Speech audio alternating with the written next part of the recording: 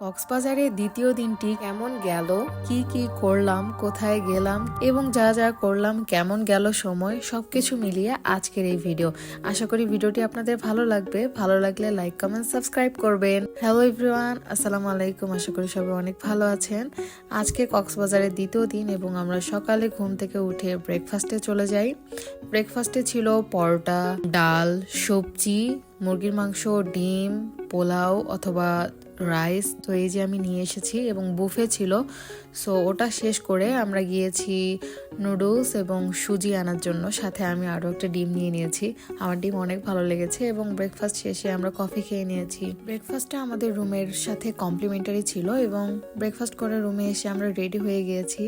সকাল সকাল বের হব এবং সারা দিন ঘুরবো। যেহেতু আমাদের হোটেলটা একদমই লাবণী বিচ পয়েন্টের সাথেই, সো আমরা শুরুতে লাবণী বিচ পয়েন্টে চলে যাই এবং সেখানে কিছুক্ষণ সময় কাটানোর পর আমরা সেখান থেকে বেরিয়ে পড়ি, হিমছড়ি পার্কের উদ্দেশ্যে রওনা হয়ে পড়ি। সো দেখতেই পাচ্ছেন আমরা অলরেডি রওনা হয়ে পড়েছি রিক্সা নিয়ে। এখন আমরা যাচ্ছি হিমছড়ি পার্ক এবং যেতে যেতে চারপাশের সৌন্দর্য তো আমাদেরকে মুগ্ধ করছিল। যত দেখছিলাম ততই মুগ্ধ হচ্ছিলাম। এত সুন্দর দৃশ্য।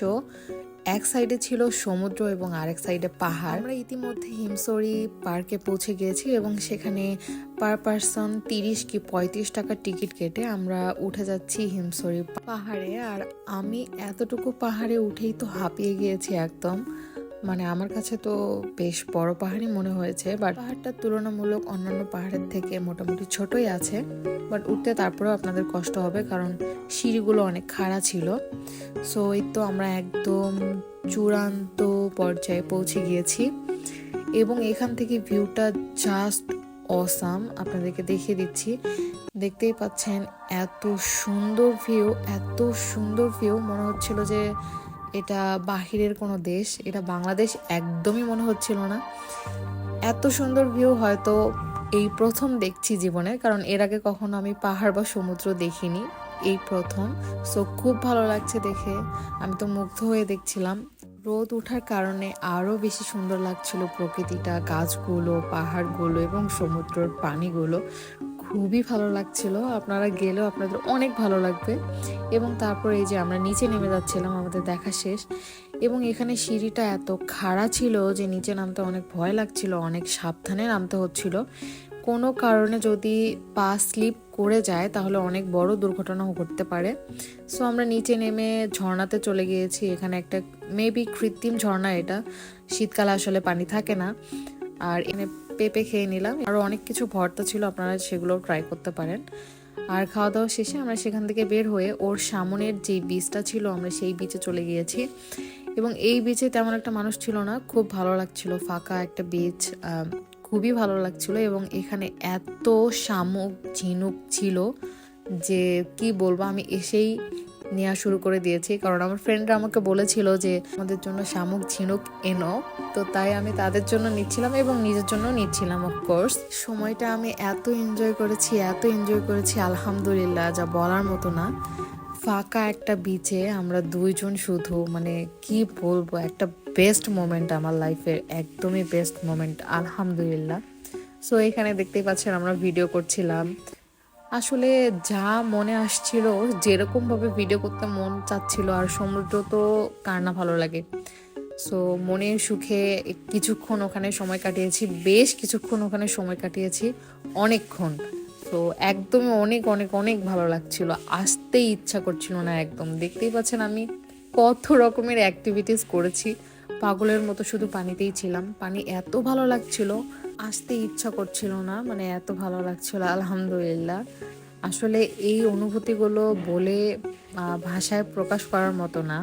কিছু অনুভূতি খুবই স্পেশাল, যেমন এই দিনটা ছিল। এবং সে আমার জন্য ঝিনুক কুড়িয়ে দিচ্ছিল, কারণ সে দেখছিল যে আমি কতটা ঝিনুক নিচ্ছিলাম, এতটা পাগলের মতো। তার সাথে একটু ভিডিও করে নিলাম, তাকে বললাম যে হচ্ছে চলো আমরা এরকম একটা ভিডিও করি, এবং করে নিলাম। তারপর আসতে ইচ্ছা করছিল না, বাট তারপরে পড়লাম জোর করে, কারণ আমাদেরকে আরও অনেক জায়গায় ঘুরতে হবে। অলরেডি দুপুর হয়ে গিয়েছে আর এখানে এসে দেখি সুপারি, এগুলো মনে হয় পাহাড়ি সুপারি, একটু নিতে ইচ্ছে হলো এবং এখান থেকে আমরা 4টা সুপারি নিয়ে নিলাম। সুপারি আমার অনেক ভালো লাগে, শুধু সুপারি। এবং যেতে যেতেও এই সৌন্দর্য দেখতে চলে যাচ্ছি আমাদের হোটেলে। কত সুন্দর লাগছে মাশাআল্লাহ। আমি তো দেখতে দেখতে মুগ্ধ হয়ে গিয়েছি এবং আপনাদের জন্য একটু ভিডিও করে নিয়েছি আপনাদেরকে মুগ্ধ করার জন্য। দেখে আমাকে জানাবেন যে আপনাদের কেমন লাগলো। যদিও ভিডিও থেকে সামনাসামনি 1000 গুণ বেশি সুন্দর, ট্রাস্ট মি। ভিডিওতে যতটা না বোঝা যাচ্ছে সামনাসামনি আরও অনেক অনেক বেশি সুন্দর, ততটা আসলে ভিডিওতে ক্যাপচার করা পসিবল না। তারপর আমরা লাঞ্চ সেরে হোটেলে এসে ভাবলাম যে এখন তো দুপুর সময়, সো আমরা একটু সুইমিং পুলে নামি এবং আমরা সুইমিং পুলে নেমে পড়লাম। এটা আমাদের রুমের সাথেই ছিল। সো এত ভালো লাগছিল সুইমিং পুলে। বেশ কিছুটা সময় সুইমিং পুলে কাটানোর পর রুমে গিয়ে রেস্ট নিয়ে আমরা বিকালের দিকে আবার বেরিয়ে পড়ি এবং আমরা এক্সপ্লোর করছিলাম কক্সবাজারের বিভিন্ন জায়গা। অ্যাকচুয়ালি ঘোরার জায়গাগুলো বাদেও কক্সবাজারের লোকাল জায়গাটা কেমন হয়, এলাকাগুলো কেমন হয়, আমরা রিক্সা নিয়ে ঘুরছিলাম। সো দেখতেই পাচ্ছেন আশেপাশে শুধু শুটকি আর শুটকি। এই এলাকাটা মূলত শুটকি তৈরি করে। সো আমরা সেই এলাকায় গিয়েছিলাম এবং ঘুরে এসেছি, আমাদের অনেক ভালো লেগেছে। এবং ঘোরাফেরা শেষে আমরা এখন যাচ্ছি কক্সবাজারের নতুন রেলওয়ে স্টেশনে। এবং আমি যেটা ফিল করেছি পার্সোনালি যে হচ্ছে আপনারা যদি দিনের বেলায় যান তাহলে আরও অনেক সুন্দর একটা ভিউ পাবেন। আমরা রাতে গিয়েছি, সো লাইটিংয়ের অভাব ছিল ওখানে, তা বাদে খুব সুন্দর ছিল। ঘোরাফেরা শেষে আমরা ডিনারটা সেরে নিই এবং ডিনারে ছিল লইট্টা ফিশ ফ্রাই, কোরাল ফিশ, ডাল, ভর্তা, ভাজি। সো ডিনার শেষে আমরা হোটেলে চলে যাই। আমাদের রিলেটিভ এসেছিল দেখা করতে, সো তার সাথে একটু রিসেপশনে বসে একটা ড্রিঙ্কস দিয়েছিল খেতে। সো এরপর আমরা রুমে চলে যাই এবং আজকের ভিডিও এই পর্যন্তই। দেখা হবে পরবর্তী ভিডিওতে। আল্লাহ হাফেজ।